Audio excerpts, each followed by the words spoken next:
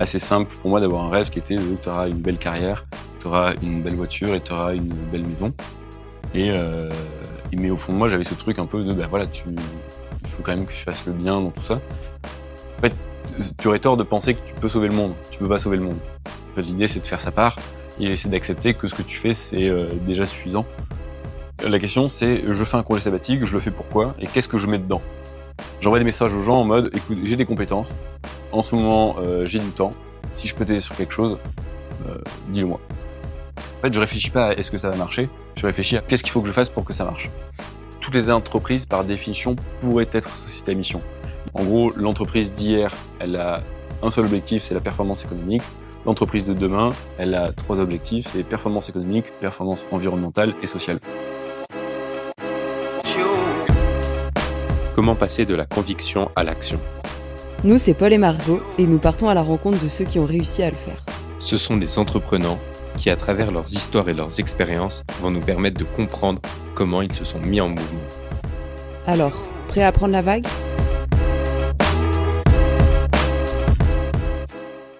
L'idée, c'est de... on a lancé de ne pas faire de coupe. Après, s'il y a besoin... Ouais, bien sûr. Cut. Non, non, pas ça.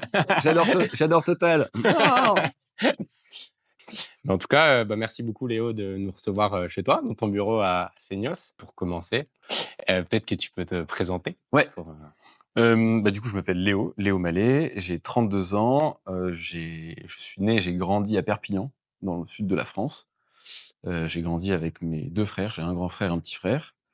J'ai des parents et tout le monde est un peu mordu de sport et notamment de surf. Okay. Ce qui fait que je suis un peu là aussi. Depuis Perpignan. Alors depuis Perpignan, il nous a fait découvrir le surf parce que eux ont vécu à La Réunion. Okay. On a fait, bien sûr, on a plutôt commencé par la planche à voile et le kitesurf. Là-bas, c'est plutôt l'endroit. Et du coup, voilà, on a grandi là-bas, on a fait beaucoup de sport. On a eu la chance de pas mal voyager aussi grâce à ça. Et moi, j'ai jamais su ce que je voulais faire dans ma vie. J'ai un père qui est médecin, c'est soit t'es médecin, soit t'es ingénieur dans la famille. Et du coup, voilà, j'ai eu la chance de pouvoir partir sur des études plutôt de commerce. Okay. Donc j'ai fait ensuite... Que t'as choisi? Ouais, que j'ai choisi. Ouais. C'était compliqué au début, mais j'ai fini par avoir le choix. Et grâce à eux, j'ai pu faire des études de commerce. Donc j'ai fait Schema. Je fais une prépa d'abord à Marseille, ensuite j'ai fait Schema à Antibes. J'ai pu découvrir la Chine pendant 6 mois. J'ai pu commencer à faire une année de césure où j'ai travaillé dans des boîtes de grande distribution, donc notamment chez Procter & Gamble. Ensuite, j'ai toujours voulu monter ma boîte, donc j'ai fait un master en entrepreneuriat. Mais comme j'ai jamais eu le courage de me lancer, à la fin de mon master entrepreneuriat, je suis allé dans une petite entreprise, donc Procter & Gamble, qui est une multinationale. Et voilà, et là-bas, j'ai passé 7 ans à travailler là-bas sur 3 jobs différents. Au bout d'un moment, j'en ai eu marre, je suis parti. J'ai aménagé dans le sud-ouest, donc ici, parce que j'aimais beaucoup le surf. Et la reconversion. Donc Procter & Gamble, tu vivais où? J'ai fait 2 ans, moins de 2 ans à Bordeaux, et ensuite à Paris. Ensuite, le siège est à Paris. Ouais. Okay. Donc voilà, j'ai fait Marseille, Antibes, Bordeaux, Paris, et ensuite Seignos. Okay. Et du coup, à Seignos, là, j'ai fait 8-9 mois de congé sabbatique où je me suis reformé pour remettre du sens dans ma vie. 1 an à cofonder le projet Molo, qui fait la promotion du train à travers l'Europe. Et 1 an, du coup, maintenant, à créer mon cabinet de conseil en RSE pour accompagner les entreprises à faire le bien. Parce que c'est ça un peu la finalité. C'est ça le sens derrière. C'est ça le sens derrière, ouais. Trop bien. Et pourquoi tu n'osais pas te lancer après ton école de commerce? C'est quoi qui a fait que finalement tu as suivi la voie entre guillemets peut-être classique? Je pense que pour se lancer, il faut avoir des soutiens. Dans ma famille, il n'y a pas forcément d'entrepreneurs, donc j'ai pas vraiment de modèle dans ma famille qui m'ont encouragé à me pousser. Quand j'ai dit que je voulais faire du commerce, mon père me regardait avec des gros yeux. Okay. Parce que c'était pas forcément et c'était aussi quelque chose de nouveau. Tu vois, les écoles de commerce pour les parents, c'est pas forcément quelque chose qu'ils ont l'habitude de voir. Et aussi le courage. Je pense qu'il faut du courage pour se lancer. J'en avais peut-être pas assez à l'époque, et j'avais besoin un peu de tranquillité, de me lancer dans quelque chose de nouveau et avec un cadre. Et voilà, et puis l'argent, je pense aussi. Quand tu arrives dans une boîte dès le début et que tu as un salaire, bah, ça aide beaucoup plus facilement à se projeter que de se lancer dans une aventure où tu sais pas comment tu vas t'en sortir. D'ailleurs, j'ai beaucoup d'admiration pour les gens qui le font dès le début, quoi. Mais voilà, donc moi j'étais assez clair là-dessus, et je pense que ça permettait aussi moi de rassurer mes parents. Ok. En disant, vous avez fait le bon choix. Regardez, j'ai mon taf. Voilà. Ils ont mis du temps à l'accepter, et le jour où ils l'ont suffisamment accepté, j'ai annoncé que je partais. Donc bon, maintenant que c'est bon, maintenant que c'est bon, ouais. Ok. T'avais quelques idées quand même avant ou non, du coup t'avais. De boîte. Ouais, j'ai toujours eu 1000 idées. Ok. J'ai toujours eu 1000 idées de trucs, mais des trucs foireux, tu vois. Mais en fait, je me souviens, j'ai vu le documentaire Demain en dernière année de master. Et bah, du coup, j'avais Demain, je sais pas si vous avez, c'est un document notamment de Cyril Dion et Mélanie Laurent, qui bah, voilà, qui retrace un peu les possibilités à travers le monde, et c'était quelque chose de très positif. Et du coup, bah, ça m'a fait un petit peu un électrochoc. Je savais que j'allais aller chez Procter, mais du coup, je me dis, waouh, mais tu pourrais faire des choses. Donc, j'avais commencé à réfléchir à un projet un peu pour faire un peu le bien. Ensuite, je suis allé chez Procter. Je me suis un peu ennuyé à la fin. En fait, à la fin de chaque de travail, je m'ennuyais. J'ai toujours eu plein d'idées, mais c'est des idées qui étaient toujours. À l'époque, j'avais regardé, ils commençaient à faire des imprimantes 3D, et je trouvais que le fait de récupérer du plastique, je regardais, commençais à le regarder pour le trier, etc. Je trouvais que récupérer une matière première gratuite et en même temps faire de l'écologie, je trouvais ça super. Donc j'avais commencé à regarder pour potentiellement en commander une. Et à ce moment-là, ben en fait, j'ai changé de job, je suis monté au siège. Et du coup, bah, je me suis remis dans le truc de Procter. Ensuite. Ah oui, parce que tu commences à t'ennuyer, donc tu commences à Mais regarder à côté. ouais, voilà, en fait, je pense que je suis assez curieux et investi. J'aime beaucoup m'investir à fond dans un truc. Et au bout de un an et demi, quand tu arrives un peu à la fin de job et que tu as l'impression de faire le tour, bah, en fait, je laissais continuer à développer ma créativité. Ensuite, et c'est jamais des projets, tu vois, que j'ai menés. C'est des trucs qui sont c'était à la base d'idées, où j'ai commencé. Ensuite, bah, quand j'étais chez Procter, il y avait une législation qui venait de passer où ça interdisait la paille, les pailles en plastique. Et bah, je me suis dit, bah, ce serait trop bien de pouvoir vendre au bar des pailles en bambou. Et donc j'ai commencé à contacter des fournisseurs au Vietnam qui faisaient des pailles en bambou. J'ai commencé à créer mes emballages de pailles en bambou pour les vendre. Et j'ai passé un jour une commande de paille pour commencer à commercialiser avec un ami qui faisait la tournée des bars. Et je sais pas, le virement c'est tout con, mais le virement est pas passé parce que j'avais mal indiqué la banque vietnamienne dans l'histoire. Et au final, donc le mec m'a renvoyé l'argent, et le lendemain, Emmanuel Macron annonçait qu'on passait en confinement et que tous les bars étaient fermés. Donc au final, j'aurais pu me retrouver avec une palette de 5 000 €, je crois, de paille en bambou sur les bras, et au final, le destin m'a dit. Ah, t'avais acheté. En fait, le truc était parti. On savait qu'on allait commercialiser les pailles en bambou via des commerciaux d'une boîte qui faisait déjà tourner des bars pour d'autres marques. Et en gros, bah, eux allaient devenir des agents et allaient en profiter pour vendre les pailles en bambou. Donc tu vois, et en vrai, voilà, le signe du destin, on m'a dit, mec, arrête, c'est nul ce que tu fais, confinement. Et en plus, à ce moment-là, bah, j'ai changé de job. Et voilà, et en fait, ça me l'a refait à la fin de mon job. Là, c'est plus voilà, dissonance cognitive, réchauffement climatique, il se passe plein de trucs, tu fais rien. Et c'est là où j'ai dit, bon, bah, t'as quand même plein d'idées. Peut-être qu'un jour, il y en a une qui sera bonne. Si tu te lances pas maintenant, en fait, tu te lanceras jamais. Donc, pars. Ok. Et ce truc de dissonance cognitive, ça arrivait d'un coup, même quand t'as regardé Demain, ça. Bah, en fait, ça traite un peu de tout ça. Ouais, je pense que je l'ai au fond de moi, mais que bah, on est dans une société où on est aussi une éponge de tout ce qui se passe, et bah, tu te construis en fonction des gens aussi avec qui tu traînes, tu te confies en fonction des rêves que tu as. Et ouais, il y a un moment, je pense que c'était assez simple pour moi d'avoir un rêve qui était tu auras une belle carrière, tu auras une belle voiture et tu auras une belle maison. Mais au fond de moi, j'avais ce truc un peu de, bah, voilà, il faut quand même que je fasse le bien dans tout ça. Et je pense qu'il y a des événements dans ma vie qui ont fait ressortir ces moments-là. Demain, le film en a été un. Le Covid en a été un. Parce que du coup, bah, le fait que tout puisse s'arrêter du jour au lendemain et se retrouver toujours à faire la même chose, à vendre les mêmes produits qui n'ont pas d'intérêt. Donc des coups, des shampoings, des rasoirs, qui sont pas forcément nécessaire en soi. Mais en fait, tu as un peu ce truc de bon, ben, ça te questionne et ouais, je crois que j'ai commencé à regarder des documentaires, à me dire que voilà, si les choses plus ou moins partaient en couille, j'avais pas envie, moi, de me retrouver à avoir fait ça, juste ça toute ma vie, avoir fait une carrière chez Procter& Gamble ou dans une autre boîte, et que du coup, voilà, j'avais envie de mettre mes compétences au service d'une cause. Et, et en fait, ce qui a accéléré un peu le truc, c'est tout con. Bon, il y a aussi la rencontre avec ma copine. Je Ouais. pense qui, à l'époque, a fait qu'on s'est retrouvés un peu sur des valeurs. On s'est donné un peu la force pour se dire, bon, ben voilà, en fait, on peut créer ce qu'on a envie de créer.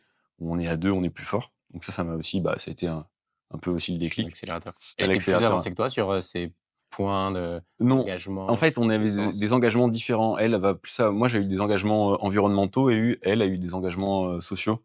Ok. Donc moi, ça a été en gros, je me suis renseigné sur tout ce qui était la partie CO2 parce que j'ai une appétence peut-être un peu plus scientifique et mathématique. Et elle avait une appétence, tu vois, c'est elle qui m'a emmené faire des premières ateliers de cuisine pour aller faire des maraudes pour donner à des SDF. Moi, un des premiers rendez-vous galants que je lui ai fait, en fait, je lui ai fait une surprise, je l'ai invité à une fresque. Ok. Une fresque du climat, tu vois. Donc en fait, on s'est un peu retrouvés là-dedans. Ça a un peu aidé. Et non, un des déclics, c'est à l'époque mon travail donc chez Procter& Gamble, je gérais la stratégie commerciale de Vénus sur la France, donc les rasoirs. Et mon travail, c'était notamment au-delà de gérer la stratégie, c'était de la présenter aux gens qui allaient l'exécuter et de la présenter aussi aux clients. Et donc, j'avais pour mission de faire des présentations, de simplifier un message, de le vulgariser et de le rendre, on va dire, visuel. Et à l'époque, je commençais à suivre des comptes sur Instagram qui faisaient qui du coup sensibilisaient, et notamment un qui faisait un super travail, mais que je trouvais, je trouvais les posts étaient vraiment moches. Mmh. Et donc je l'ai contacté, je lui ai dit: «Mec, est-ce que je peux t'aider? Moi, c'est mon travail de faire ça». Il m'a dit: «Écoute, j'ai pas d'argent». Je lui ai dit: «Pas de problème, enfin moi je fais juste ça pour aider». Et du coup, j'ai fait 2, 3, 4 posts, et ça a très bien marché. En fait, il s'avère que ce mec ensuite, c'est Thomas Wagner, c'est bon pote. Ouais. Donc en fait, quand il avait, je sais pas, 5 000 abonnés sur Instagram, je l'ai contacté, j'ai donné, et en fait, les trucs ont plutôt très bien marché. Bon, après, le mec ensuite a explosé, a fait son truc, mais en fait, ça m'a donné.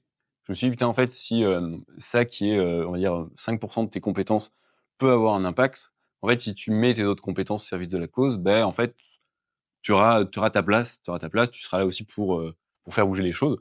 Et en fait, je me suis dit: «Bah, en fait, bon, go quoi. T'as toutes les raisons pour essayer de te lancer, quoi». Ouais. Sans savoir dans quoi je me lançais, à l'époque. OK. C'était Et donc, il y vraiment a eu, petit à petit, en regardant pardon, des docus, en suivant des mmh, comptes Insta et ensuite, avec quelques actes concrets, on va dire, ouais, presque du climat, et aussi, du coup, avec le compte Insta ouais, absolument. de Thomas où tu as réalisé que tu pouvais être vraiment utile, quoi. Bah, ouais, c'est ça, et que je pouvais être utile et aussi que je voulais être utile. Parce que je pense qu'il y a aussi Tu une étais sorte heureux de le de faire?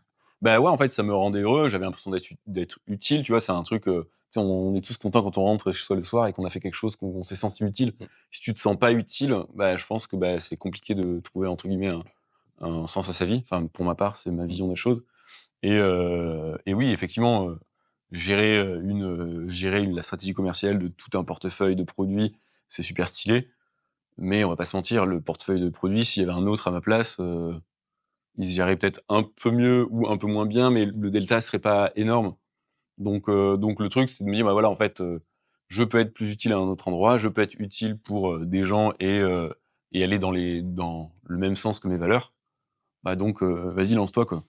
OK. Et j'ai atteint un stade où, tu vois, j'avais 29 ans, et j'avais aussi cette logique de: si tu le fais pas maintenant, tu auras du mal à le faire plus tard. Et en fait, plus tu t'habitues dans, ta vie, entre guillemets, à directement à être apte au changement, à te mettre face à un changement, à te mettre face à une situation un peu plus difficile, plus, si jamais ça se repasse dans ta vie, tu seras à même de la résoudre.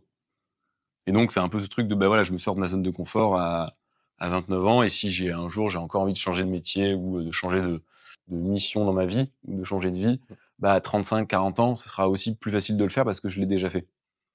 Et voilà, moi, je pense que j'avais un peu cette peur de me retrouver à, je sais pas, 45 ans.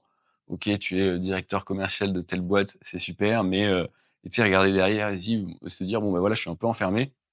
Et un peu dans la logique de, bon, bah, on a une vie, qu'est-ce qu'on a envie d'en faire? Et maintenant, j'ai ma maison, j'ai ma voiture, j'ai une famille, Ouais, j'ose plus peut-être ouais, aussi. voilà, et t'oses plus, tu vois? Mmh. Et je dis pas que j'ai aussi plein de trucs là qui fait que, bah, tu vois, j'ai un crédit sur le dos, j'ai acheté, une voiture, je me suis installé ici, on s'engage dans plein de trucs, mais le fait de m'être habitué déjà, d'avoir, tout changé et de, m me rend plus confiant dans l'avenir, de me dire que si jamais ça arrive, bah, je saurais que j'ai déjà fait et donc je pourrais le refaire plus facilement. Comment tu prends ta décision de parce que c'est quoi, tu poses ta démission à Procter& Gamble? Non, en fait, Ah non, il y a une non, mais en fait, je pense que mais tout est un peu une histoire de courage. Je pense que, c'est pour ça que je suis fasciné par les gens qui sont capables de faire ça. Je pense que je suis pas quelqu'un de très courageux.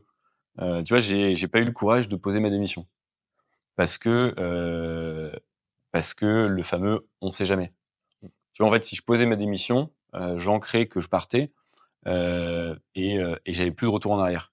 Alors que poser un congé sabbatique, ça me permettait de, potentiellement, au bout de 8, 9 mois, si je m'apercevais que là où j'étais parti, bah, ça ne me plaisait pas, j'avais légalement, en gros, le choix de revenir, tu vois?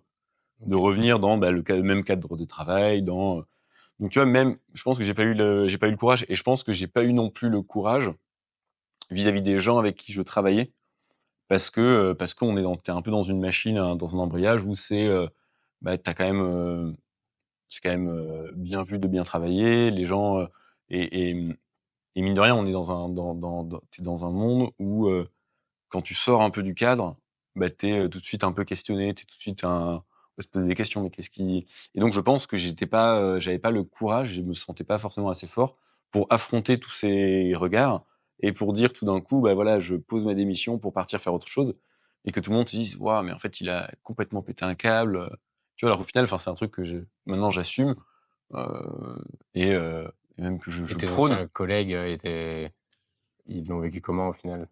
Bah, en fait, tu as eu deux types. Tu en as ceux qui pensaient que je partais effectivement pour revenir, et tu as ceux qui pensaient que je partais et qui avaient compris que j'allais jamais revenir. Mmh. Donc voilà, mais tu vois, je pense c'est pour ça que je te dis, hein, c'est vraiment une histoire de courage et d'être suffisamment sûr de soi. J'ai pas eu le courage de poser ma démission. Donc j'ai fait un congé sabbatique et ensuite à la fin du congé sabbatique, j'ai dit: «Je reviendrai pas». OK. Et je pense qu'on se fait aussi pas mal de films sur ce que peuvent, penser les autres. Oui. Moi, quand j'ai dit que je partais de chez Red Bull, hem, tous mes collègues, qui en avaient discuté l'ont très bien pris Mmh. et m'ont dit: «Ah bah, mais c'est trop bien, tu te lances dans tes projets, super courageux, vas-y, profite», alors que pareil, j'avais cette même peur Mmh. que les gens le prennent mal, que Ouais. ce soit mal vu. Et je pense qu'en fait, des fois, on se projette un peu dans ce que peuvent penser les autres, alors qu'en fait, Ouais. il y en a même peut-être aussi beaucoup qui ont envie de faire ça, qui osent pas et qui du coup sont peut-être contents pour toi aussi, quand tu le fais, quoi. Ouais, non, bien sûr, bien sûr, bien sûr, et je pense aussi tu as tu vois, il y a aussi plein de gens qui vont, potentiellement qui ont pas le courage de le faire, du coup, qui vont le prendre un peu, qui vont directement, en fait, pointer du doigt tous les risques que tu mets en avant et en fait, qui projettent tous leurs risques, et je pense que quand j'ai pris cette décision, comme c'était je pense qu'au fond, j'étais sûr de moi, mais je pense que j'avais quand même un doute parce que, bah, changer de métier, changer de région, changer de cadre, enfin, tout changer.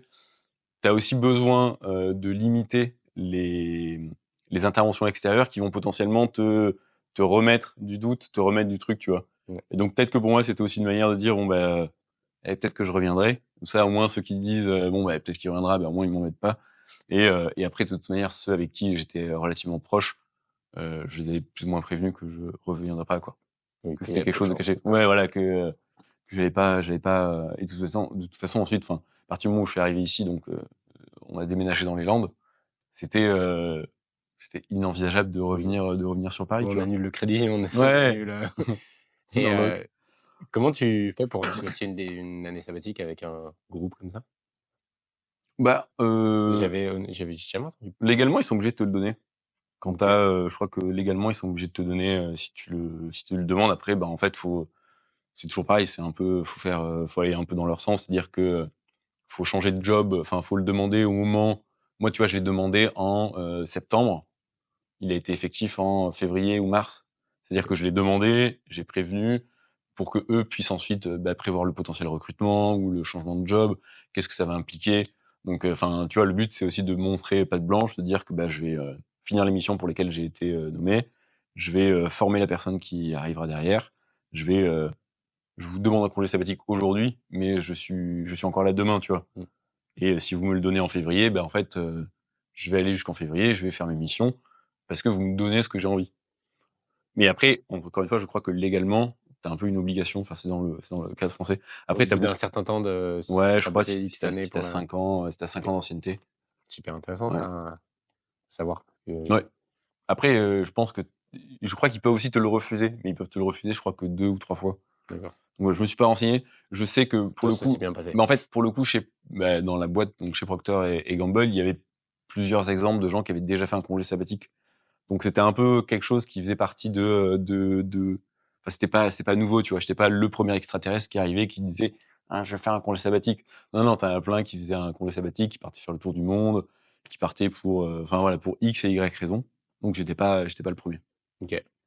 Et comment tu le prépares du coup ça? C'est quoi les.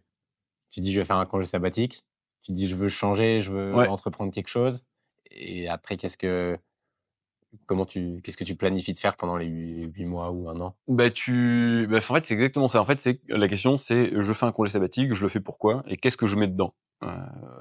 Nous, du coup, il y avait la conscience écologique, donc on voulait pas forcément partir en voyage, faire un tour du monde, parce que ça n'allait pas du coup avec les valeurs pour lesquelles on partait.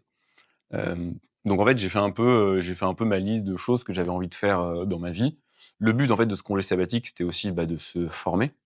C'était donc j'ai fait un peu la liste des formations ou des choses qui pouvaient m'intéresser pour me lancer dans mon entre guillemets nouveau métier, dans ma nouvelle vie. J'ai fait aussi la liste des choses que j'avais envie de faire, en gros les rêves un peu bêtes que j'avais envie de faire, et j'ai fait la liste des compétences que j'avais envie d'acquérir, mais pas forcément sur la partie pro. Donc tu vois, typiquement, j'ai passé 6 années, enfin j'ai fait une école de commerce, j'ai passé 6 années derrière un bureau. À la base, je savais rien faire de mes mains. Rien. Alors, j'ai juste tapé sur un ordinateur. Le but, en fait, du coup, c'était de savoir comment est-ce que je pouvais faire quelque chose de mes mains. Il s'avère qu'on avait, avant de prendre le congé sabbatique, on avait fait des vacances en van, aménagé. On avait trouvé ça trop bien. Mais ça nous avait coûté hyper cher de faire une semaine en van aménagé. Et du coup, on s'est dit, écoute, on va acheter un van qui est pas du tout aménagé, et je vais l'aménager. Et ça fera partie de mes projets de congé sabbatique. Et donc, en fait, sur le tas, j'ai appris à faire, du coup, à isoler un van, à faire un plancher, faire des plans en 3D, construire les meubles, installer l'électricité, mettre de l'eau, foutre un panneau solaire, etc., etc. Donc, tu vois, ça a été un projet. Et tu vois, sur les 8 mois, ça m'a pris bien 2-3 mois étalés sur les 8 mois, tu vois. Donc, il y avait ça. Il y avait, pour la partie, je reviendrai sur la partie professionnelle après, mais pour la partie rêve, tout con, tu vois, je voulais faire du foil. Je voulais apprendre à faire du foil. Du coup, je me suis acheté un foil et je me suis mis à faire du foil ici dans les Landes, tu vois. T'as le mec derrière. Ouais, ou même du surfoil, en mode on va sur les vagues, et je voyais Et les mecs, vas-y. je trouvais ça lunaire, tu vois, ce concept de voler sans voler. Et un truc que je voulais faire, je voulais sauter en parachute. J'ai jamais sauté en parachute, et je voulais apprendre à sauter en parachute, et je voulais apprendre à sauter en parachute tout seul. Parce que faire un saut en parachute et se faire accrocher comme un saucisson et se faire larguer avec un mec, je trouve ça trop bien, je suis très admiratif, mais moi, j'ai toujours un peu été passionné par le vide, et le fait de se jeter dans le vide, je trouvais ça vachement stimulant. J'avais du mal en fait à l'imaginer. Et en fait, j'ai fait une formation pour sauter en parachute tout seul sur 3 jours. Tu fais ça, tu fais 7 sauts, et dès le premier saut, en fait, tu sautes tout seul. C'est hyper rapide. C'est hyper rapide, mais c'est hyper C'est- encadré. Et en fait, si tu suis bien les consignes, en fait, tu montes rapidement en compétences. Et en fait, un parachute, on en fait des caisses, mais en fait, tu tires à droite, ça va à droite, tu tires à gauche, ça va à gauche. Et au moment d'atterrir, t'as un mec dans l'oreillette qui te dit, maintenant, tu tires 1, 2, 3, tu tires, chut, t'atterris. C'est hyper simple, mais Mais t'es tout seul et tu sautes dans mais le t'es vide. tout seul, tu vois, et tu sautes tout seul. Il y a un moment, en fait, tu sens l'avion, et en fait, tu vois, c'est la dernière fois de ma vie où j'ai pas pris l'avion commercial, en gros, depuis 5 ans. Mais j'ai quand même repris l'avion pour ça, tu vois. Donc je vis aussi avec mes contradictions. Mais t'as ce truc de, voilà, t'as l'avion qui monte, et au moment, en fait, on t'ouvre la porte, et on dit, bon, c'est parti. Et en fait, tu as ce truc de sauter dans le vide tout seul. Donc voilà, ça, je voulais le faire, donc je l'ai fait. Et dernière chose, du coup, c'était comment est-ce que je prépare mon après, et donc comment est-ce que je monte en compétence sur des sujets qui ne sont pas les miens. Tu savais ce que tu voulais faire après? T'avais des idées claires ou... J'avais une idée un peu, cette histoire, en fait, faire du conseil en RSE slash, voilà, faire du conseil en transformation des entreprises, c'est ce qui me semblait être le plus simple à mettre en place de mon point de vue, et là où je pouvais être le plus efficace. Maintenant, du coup, il fallait que je monte en compétences. Donc, on s'est formé. Donc, je me suis formé sur les fresques, toutes les fresques. On a fait toutes les fresques. On est devenu animateur des fresques du climat, animateur des fresques du numérique, de la biodiversité, animateur de l'atelier d'automne, et à la fois à chaque fois en tant qu'animateur perso et aussi pro, pour pouvoir ensuite aussi commencer à facturer auprès des entreprises, des ateliers, qui est d'ailleurs une offre qu'on a aujourd'hui. Donc ça, il y a toute la dimension en fait carbone qui est hyper importante à comprendre dans une entreprise si tu veux mettre en place des stratégies bas carbone. Du coup, je me suis formé via l'Institut France Carbone pour être prestataire de bilan carbone. Donc j'ai fait une formation avec une licence et une maîtrise, et aujourd'hui je peux être accrédité pour faire des bilans carbone aux entreprises. Donc ça a été une des formations qu'on a fait. Après, on s'est formé sur la RSE en général. En fait, à la base, on voulait potentiellement avoir un diplôme, on va dire, pour montrer patte blanche, mais c'est des diplômes, si tu vas par exemple à Dauphine ou quoi, qui vont rapidement coûter 15 000 euros, dont on pouvait pas se faire. Donc le but, c'était un peu de se former sur le tas, de monter en compétence sur ces sujets, et ensuite de voir comment est-ce qu'on pouvait bricoler une offre pour une entreprise. Ok. Donc voilà, et ça a été un peu les 8-9 mois, enfin les 1 an en gros, qui ont suivi le congé sabbatique, tout en du coup prenant nos marques dans une nouvelle région. Alors à la base, on connaît personne, donc c'est aussi le temps de se faire des amis, etc., de surfer aussi, de surfer pas mal. Parce que du coup, vous avez décidé d'aller dans les Landes, Ouais. toi pour surfer. En fait, donc Camille, ma copine, est du Jura. Moi, je suis de Perpignan. Alors, j'aime à dire qu'on est parti dans les Landes parce que c'est le plus loin de nos familles respectives. C'est pas vrai. En fait, non. Moi, je vais en vacances dans les Landes depuis que je suis petit. Donc, moi, vivre là où j'allais en vacances, je trouvais ça plutôt stylé. Et non, les Landes, en fait, ça, t'as quand même pas mal de cet aspect un peu nature, un peu chill. T'as l'Espagne à côté, t'as le Pays Basque qui fait un peu ville. À la fois, t'as Bordeaux qui est pas si loin non plus. Donc, c'était quand même vraiment un bon mix de tout ce qu'on voulait pour à la fois se lancer dans cette nouvelle vie en ayant un cadre de vie qui nous plaise et en ayant quand même des opportunités professionnelles qui sont possibles, quoi. Ok. Donc, les Landes, et puis là, tu kiffes. Ouais, là, ça va faire 3 ans, je crois. Un peu plus de 3 ans, ouais. Donc, ouais, non, c'est trop bien. C'est trop bien. On a nos potes. Tu fais comment pour t'intégrer dans une nouvelle région? Plein de manières. Tu peux t'inscrire à des activités. Donc, Camille était inscrit à la boxe. Moi, j'ai rencontré des gens à l'eau, des surfeurs à l'eau, parce que t'es à l'eau, tu discutes. Il y a, tu finis par, c'est tout con, mais il y a des gens qui sont, Simon, notre coworker, on l'a rencontré en stop.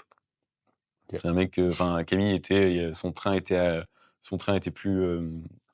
pour faire Dax Saint-Vincent n'était plus disponible. Elle a cherché des gens pour rentrer de Dax à Saint-Vincent-de-Tyros. Et il s'avère qu'il y avait Simon qui l'a pris en stop, et voilà. Et du coup, c'est devenu notre pote. Et ensuite, c'est assez rapide en fait. À partir du moment où tu intègres un nouveau cercle, ça se fait assez rapidement. Et le truc en fait aussi des Landes, c'est qu'en fait beaucoup de gens qui vivent dans les Landes ne sont pas des Landes, entre guillemets. Il y a très peu de, surtout sur la côte, comme malheureusement, en gros, le prix de l'immobilier a beaucoup monté ici, ce qui fait que les Landais ont vendu du coup leurs biens ici, et du coup reculent un peu dans les terres. Ça devient difficilement accessible ici d'un point de vue économique. Et donc en fait, les gens d'ici sont pas forcément des Landais, donc c'est un truc où tout le monde a un peu ce réflexe de c'est simple, il y a des nouvelles personnes qui viennent d'arriver, des gens viennent de partout, et donc c'est assez facile de s'intégrer et de trouver des gens, ouais. Ok. Et après, il faut sortir. Ouais, faut pas rester chez ça, ouais. faut aller chercher les opportunités, Absolument. faut aller provoquer un peu.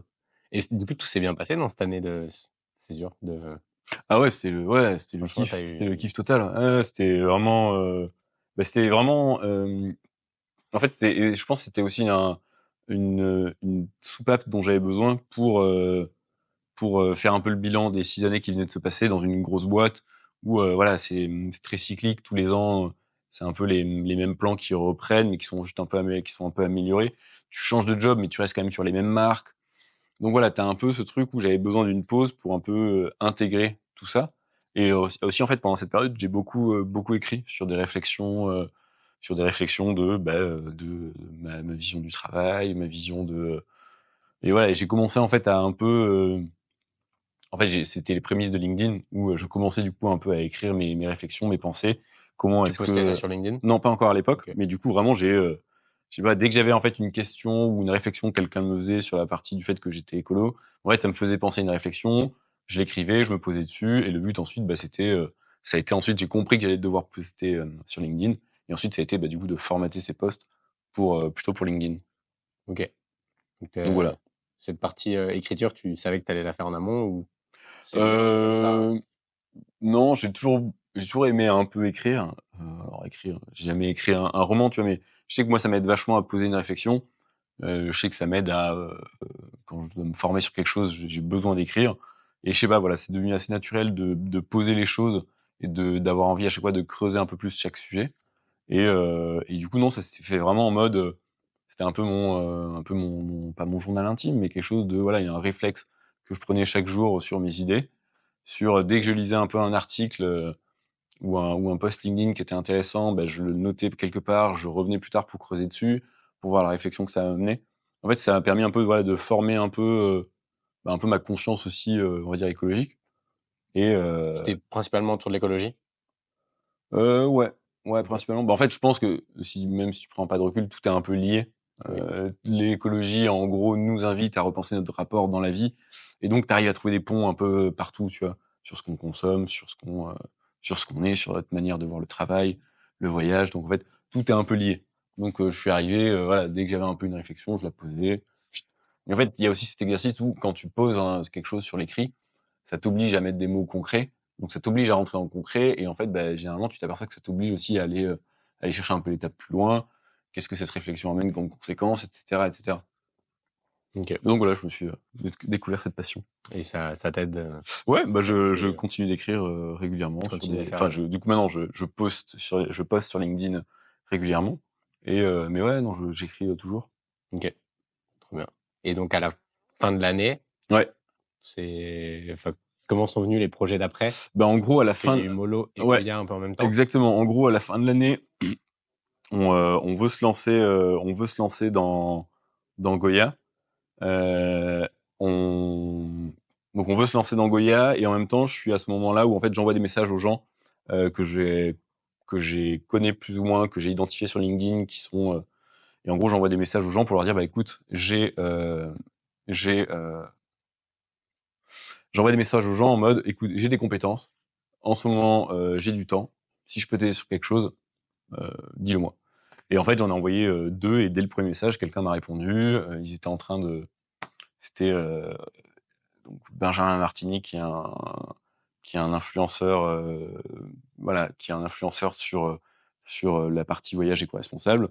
Ils étaient en train de monter un projet sur, du coup, une plateforme pour faire la promotion du voyage bas carbone et en fait, voilà, j'ai rencontré la personne qui était à la base de ce projet, qui s'appelle Chiara et voilà et au final, l'équipe a un peu changé et au final, on a lancé le projet, du coup, à 3, donc il y avait Chiara, Alizé et moi et en fait, je me suis retrouvé, du coup, vraiment par hasard sur ce truc et Sur j'étais Molo? exactement, exactement et en fait, il y avait donc deux profils plutôt ingé, une qui faisait la partie vraiment, une qui faisait la partie vraiment site internet, une qui faisait la partie plutôt vraiment, développement de contenu, création de contenu et moi, en gros, j'avais comme elles sortaient d'école, donc je Mmh. reviendrai tout à l'heure, enfin, je parlais tout à l'heure de ma fascination des gens qui ont le courage de se lancer.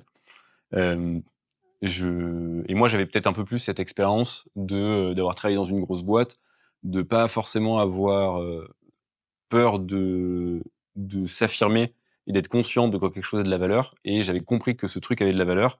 J'avais compris que ce truc, allait très bien marcher, pouvait très bien marcher Et donc, en gros, j'ai un peu, je pense, donné aussi la confiance de les filles, on y va full blast, on y va à fond, quoi. Ouais. On va voir des gens et on. Ouais, voilà, en fait, si on fait un lancement sur LinkedIn, on fait un vrai lancement, on va voir donc du coup, on a contacté des influenceurs pour leur présenter la plateforme en amont, pour qu'eux ensuite, du coup, en parlent, et cetera. Et le jour où on a lancé, en fait, ça fait effet boule de neige. Le truc a un peu complètement explosé. On s'attendait pas du tout à ce que ça explose autant. Et voilà, on s'est retrouvé du coup avec une plateforme qui recevait tous les mois entre 30 et 50 000 utilisateurs qui regardaient la plateforme. Et du coup, après, le but, ça a été de gérer la partie développement commercial. Comment est-ce qu'on monétise ça? Donc, on s'est rapidement orienté vers de la vente d'espace, soit de création de contenu sur les comptes sur les réseaux sociaux, soit de la vente d'espace pour pour les, euh, pour les offices de tourisme sur le site internet. Et le but, voilà, ça a été de faire ça. On a fait ça pendant 1 an, de trouver un peu le business model. On a eu par exemple des partenariats avec la SNCF sur la visibilité sur le site, etc., etc. Donc voilà, et donc ça s'est passé du coup pendant 1 an. Et l'objectif, c'était vraiment de faire la promotion du voyage bas carbone, vendre le voyage différemment et faire un peu ce que vous faites, c'est-à-dire du coup faire en sorte que l'intérêt qu'aujourd'hui le voyage peut faire aussi, le trajet peut faire partie du voyage. Et comment est-ce que du coup on emmène les gens, comment est-ce qu'on rend ça sexy, comment est-ce qu'on amène les gens à le faire le plus souvent possible, et comment est-ce qu'on amène à faire de cette nouvelle manière de voyager une nouvelle norme. Ok. Donc c'est vraiment le côté média, influence. Ouais, c'est ça. En gros, c'est pousser les gens à c'est changer ça, leur ouais. Ouais, c'est comportement. vraiment, c'est un média en fait. Le but, c'est, t'as un compte Instagram, ensuite t'as une plateforme bah, qui, qui met en avant différentes destinations. Et le but ensuite, c'est une fois que tu cliques sur la destination, par exemple pour aller en Norvège, en gros, on va t'aider à t'envoyer sur tous les sites de réservation de train, et on va te donner des conseils sur, voilà, tu dois aller à tel endroit, là on te recommande de t'arrêter ici. Parce qu'en fait, aujourd'hui, c'est très compliqué pour quelqu'un qui veut vraiment faire un voyage en train à travers l'Europe, de trouver les bonnes plateformes. T'as des outils comme Trendline ou Rail Europe qui sont des agrégateurs de billets, mais eux, ils vont te faire d'un point A à un point B, ils vont te faire toutes les correspondances, et potentiellement, entre certaines correspondances, tu vas avoir une heure, d'attente, voire parfois 20 minutes, parce qu'en fait, c'est un algorithme qui gère le truc, et donc, dans la réalité, s'il suffit que tu aies un train qui a un peu de retard, enfin, si tu as 4-5 correspondances à travers l'Europe, tu auras toujours un moment du retard. Et le but, en fait, c'était de se dire qu'il fallait quand même mettre de l'humain là-dedans, et que si tu voulais que ton voyage se passe bien, il fallait que toi, en tant qu'individu, tu réserves billet par billet, et plutôt que de faire tout d'un coup, tu t'arrêtes à cette ville, tu t'arrêtes à, je sais pas, Budapest, parce que c'est sur ton chemin pour aller en Grèce, tu t'arrêtes en Roumanie, tu fasses un peu un stop, pour justement, en fait, que tu te découvres et que tu redécouvres ces villes. Et en fait, à la fin, au lieu d'avoir fait un voyage, t'en as fait 4, 5 dans un voyage. Parce que tu as profité du trajet. Parce que tu as profité du trajet, parce que tu t'es arrêté, parce que... et au final, en fait, c'est un nouveau rapport au voyage. Et le but, voilà, c'est que le média puisse inspirer les gens, les équiper en donnant ensuite, du coup, des tips sur tout le long du parcours. Et après, aussi d'avoir cet aspect où tu as une communauté qui va poster son trajet sur le site internet pour mettre en avant, pour montrer un peu que monsieur normal peut faire ce trajet à travers l'Europe. Ok.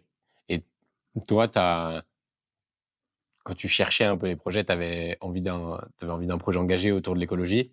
Ouais. Tu savais pas forcément quel domaine. Et le train et le voyage en train, ça t'est un peu tombé dessus? Ouais, complètement. Ouais, Ok. en fait, moi, j'étais en mode, moi, en fait, je me vois vraiment comme quelqu'un, j'ai des compétences, je sais faire des choses. Après, j'ai pas forcément la prétention de dire j'ai telle idée, j'ai l'idée du siècle, etc. Et c'est pour ça, en fait, moi, ma démarche, c'était vraiment d'aller voir les gens, de dire, en ce moment, j'ai du temps, est-ce que je peux mettre mon temps à contribution et mes compétences?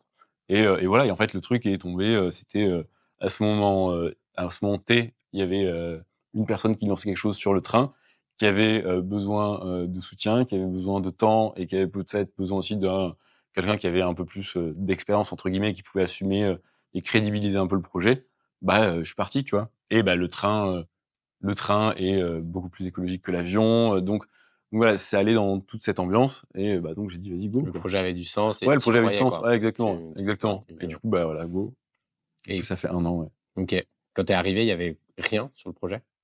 Bah, si la plateforme était, là, en fait, la plateforme était plus ou moins faite. On a refait des ajustements. Le compte Instagram était en plein lancement, donc il y avait, je sais pas, il y avait 500 abonnés. Et en fait, il y avait pas forcément de questionnement de comment est-ce qu'on pouvait faire de l'argent. Et donc l'idée, en fait, on savait pas comment faire de l'argent. On a dit, bah vas-y, on lance le truc et on verra après. Et si le truc marche, bah en fait, on aura du trafic sur Internet, donc tu peux bien le financiariser. Et si ça marche pas, ben on réfléchira à comment est-ce qu'on peut faire différemment. Ok. Et vous avez réussi du coup à amener du trafic Ouais, à bah en partir fait, de là. le truc en fait est parti. Enfin, le truc, on n'a rien contrôlé, quoi. Le truc, tout d'un coup, ça a explosé. Bon, après, on avait fait en sorte, tu vois, on savait. Moi, je postais un peu sur LinkedIn, je discutais avec des gens de l'impact, et donc je savais ce qu'il fallait faire. Je m'étais renseigné sur ce qu'il fallait faire à l'époque pour que l'algorithme marche bien. Et donc, ce qu'il fallait faire, c'était tu commentais un peu au début, tu postais ton truc, tu l'envoyais à tous les gens avec qui tu pouvais l'envoyer, eux liker. Et en fait, ça te crée un truc où, bah, en fait, le post, bah, en fait, il y a beaucoup d'intérêt, donc l'algorithme te met plus en avant, et donc plus un post a de likes, bah, plus il y a de gens qui sont susceptibles de le liker. Donc en fait, tu t'en lances dans un cercle vertueux, tu vois. Ouais. Et l'histoire était, moi, c'était, ça fait 3 mois, enfin, ça fait 6 mois que j'ai quitté ma boîte pour avoir de l'impact. Je pensais pas que ça irait aussi vite. Donc, tu vois, tu avais toute une image un peu de personal branding, etc. Et moi, j'avais envoyé à tout mon réseau d'anciens de gens de Procter, tout mon réseau de Schema. Et donc, en fait, le truc, à un moment, pouf, a pété. Et voilà. Et parce qu'on avait aussi parlé du projet en amont, ça faisait, moi, ça fait 3 mois que je bossais dessus avec la fille. La fille, ça faisait quasiment 1 an. Chiara, ça fait quasiment 1 an qu'elle bossait dessus. Mais on avait parlé tous ensemble à nos gens, à nos proches. Et donc, on les avait un peu embarqués dans l'histoire, quoi. Ok. Et ça, c'est pour embarquer, j'imagine que c'est dur à matérialiser, mais ça a dû aussi pas mal aider le fait que tu arrives avec cette expérience et que tu aies confiance Ouais, en toi, en ce que le projet peut vraiment apporter. C'est aussi ça quand tu disais oui, c'est ça, ouais. d'apporter la Bah, en confiance. fait, je pense que ça a aidé effectivement, de cet aspect de dire, et j'ai aussi un peu une personnalité où heu, je me pose des questions, mais parfois je m'en pose pas du tout, et je préfère avancer, y aller, plutôt réfléchir à en fait, je réfléchis pas à est-ce que ça va marcher, je réfléchis à comment ça va marcher. Ou qu'est-ce qu'il faut que je fasse pour que ça marche? Et du coup, l'idée là, c'était pas de savoir est-ce que ça allait marcher, c'était on voulait que ça marche énormément. OK, qu'est-ce qu'il fallait pour que le projet pète? Qu'est-ce qu'il fallait pour que le projet marche? Bah, il fallait que, les gens like, il fallait que la plateforme soit, belle le jour où elle était lancée, il fallait qu'on ait le relais de tel ou tel influenceur, et du coup, on y allait, tu vois? Et après, bah, pareil, ça nous a aussi, Quoi, c'est un post ouais, LinkedIn ouais, qui a explosé. on a fait tous les 3 un post LinkedIn, Ok. pour raconter nos histoires de ça, ça et ça, et tout a explosé. Je crois qu'on a eu, je crois que j'ai 500 000 impressions sur mon post le jour du lancement. En cumulé, on a, je sais pas, 1 million, plus d'1 million d'impressions sur nos 3 posts.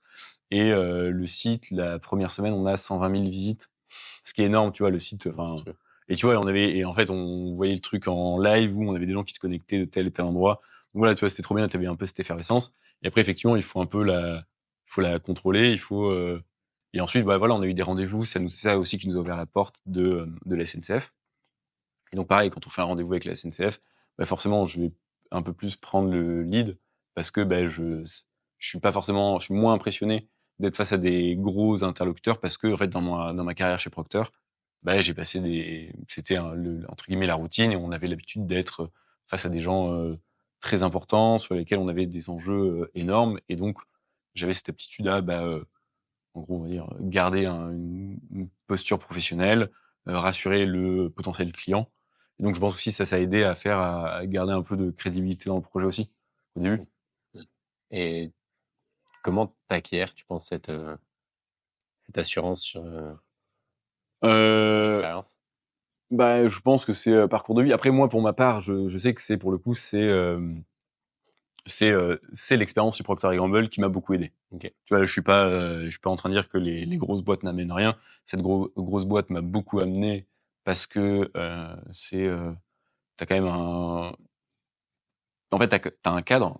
Donc le cadre te permet vraiment de prendre tes marques à l'intérieur du cadre, et ensuite tu as un programme de formation qui accompagne chaque employé dans la croissance de ses compétences, et cetera, et cetera. Et donc oui, j'ai passé 6 ans sur des jobs à la fois où, au début, je devais parler à la personne, à l'employé libre-service qui va mettre les produits en rayon et en même temps, je dois m'habituer à parler à des directeurs de magasins, voire à des gens qui travaillent dans des centrales d'achat. Ensuite, je me retrouve, dans des jobs à faire de la négociation en centrale d'achat où, notamment on partait à l'époque à Bruxelles pour aller négocier. On se retrouvait dans des salles à négocier avec des Belges et des Allemands, avec des gens, comme à l'ONU qui sont en train de faire les traducteurs.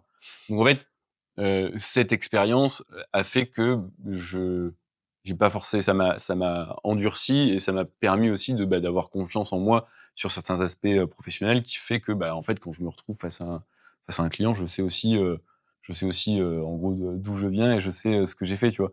Et je suis conscient aussi de la valeur de mon produit si j'ai un bon produit. Et là, dans le cadre, on avait un super produit, donc c'était aussi assez simple de comprendre, et de comprendre aussi, heu, quelle est, la valeur qu'on avait pour les gens. Tu vois, OK. c'est hyper quand tu fais de la négociation, c'est hyper important de comprendre, quelle est la valeur des cartes que tu as entre les mains et quelle est la valeur des cartes que lui a entre les mains. Et potentiellement, en fait, une carte qui pour toi n'a pas beaucoup de valeur, pour lui, elle en a énormément. Et ce qui est important, c'est de comprendre rapidement, quelle est cette carte et en fait, si tu perçois pas cette valeur, tu vas lui donner plus facilement. Alors que le but, en fait, c'est que si tu lui donnes une carte qui, certes, pour toi n'a pas de valeur, mais pour lui, il y en a beaucoup, il faut qu'en retour, lui te donne une carte qui pour toi a beaucoup de valeur.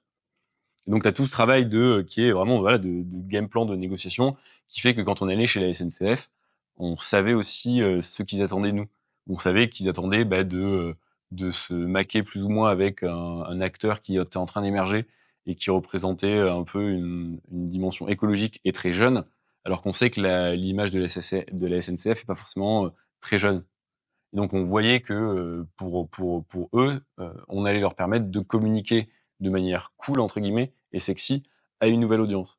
Et ça, du coup, il fallait le prendre en compte aussi pour pas arriver et dire, et être impressionné de se retrouver face au directeur digital de la SNCF, tu vois? Donc conscient de ça, forcément, on avait une posture qui était plus ou moins différente et qui permettait aussi de cadrer l'échange et de professionnaliser, la relation, quoi. OK, trop bien. Et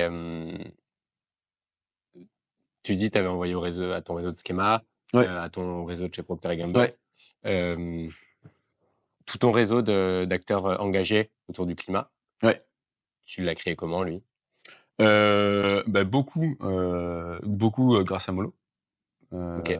En fait, beaucoup avant, en fait, j'ai commencé à poster sur LinkedIn, je suis assez, on va dire, audacieux. C'est-à-dire que j'ai pas peur d'envoyer un message à quelqu'un pour lui dire: «J'adore ce que tu fais, viens, on se rencontre». Du coup, comme ça, j'ai commencé à envoyer des petits, hameçons et à me faire un petit réseau. Et après, en fait, suite à Tu au leur lance proposes quoi? Un café? ouais, voilà, Un comprendre un peu appel? le truc. En Ouais. fait, on est tous intéressés par, les histoires des gens et on a tous envie d'en savoir plus sur, les histoires des autres, tu vois?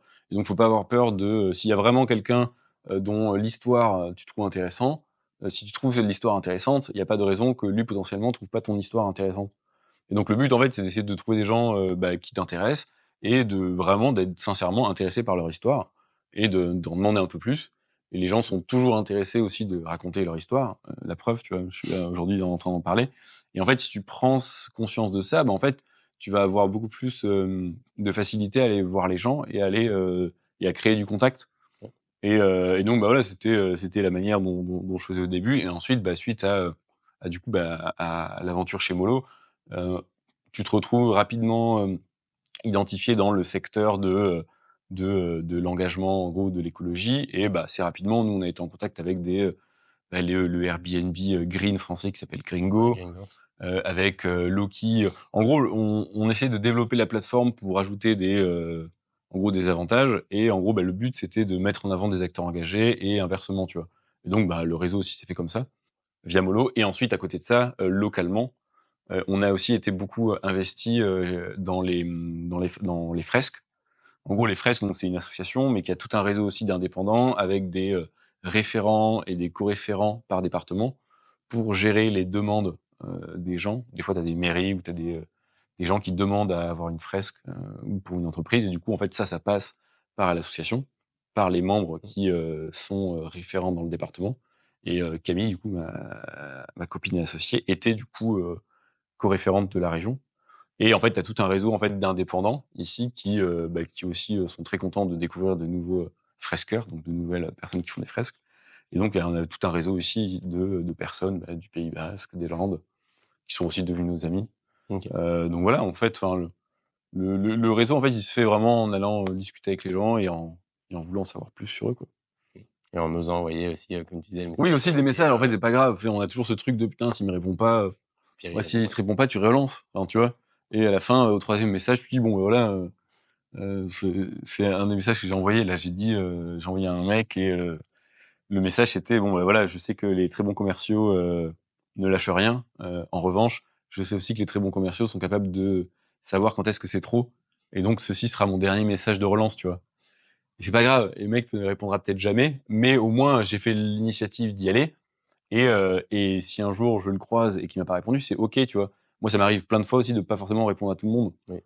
Et en fait, on est tous, faut juste accepter ça. Et en fait, ce serait beaucoup plus simple ensuite d'aller voir les gens et de dire bon, vas-y, échangeons, on va discuter, quoi. Ouais, ouais, il y a toujours du bon à prendre Ouais. dans les Et puis après, voilà, quand tu travailles dans la grande distribution, que tu fais commercial, oui, en fait, t'as aussi ce été truc de vacciné ouais, aussi. tu prends des portes, quoi. Tu prends des portes toute la journée, et en fait, enfin, c'est ok. Je prenais pas des portes parce que j'étais pas bon ou parce que les gens voulaient pas me parler, parce que juste qu'ils avaient autre chose à faire, ils avaient d'autres priorités. Et mon but ensuite, ça a été de comprendre, c'est quoi leurs priorités, qu'est-ce que je peux leur apporter. Et à partir du moment où tu comprends ça, tu débloques des choses et tu dis bon écoute, si si le mec a pas voulu me voir, c'est que ma proposition de valeur n'était peut-être pas forcément la bonne. Et en même temps, si c'est la bonne et qu'il a pas voulu, tant pis pour lui. Et en même temps, si un jour on se recroise et qu'il a envie, avec grand Tant plaisir mieux. pour y aller, tu vois?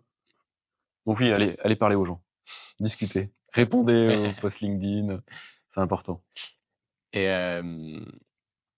du coup, en parallèle de ça, tu as lancé avec Camille, Ouais, vous commenciez le projet. ouais, on commençait le projet, ouais. Toi, c'est les premières idées qui sont venues de Ouais, ah, en fait, exactement, on pourrait travailler sur ça. Et du exactement. mmh, En fait, à la base, c'était vraiment l'idée de base, c'était de faire du coup un cabinet de conseil en RSE, en transformation des entreprises, pour aider les entreprises à inclure d'autres objectifs que des objectifs financiers. Donc, la première année, ça a été vraiment utilisé plutôt comme un outil de facturation, c'est-à-dire qu'on saisissait les opportunités. C'est-à-dire que si on avait une fresque, on allait faire la fresque. On a fait une mission, je sais plus le nom. On a fait une mission avec ceux qui gèrent les poubelles ici. j'ai pas le Putain la vache. Je vais le retrouver, non, mais en gros, on a fait une mission avec un acteur public qui est en charge du coup de récupérer tous les déchets, de gérer les déchets dans la région. Et voilà, en fait, c'était un appel d'offres, on a répondu à des appels d'offres.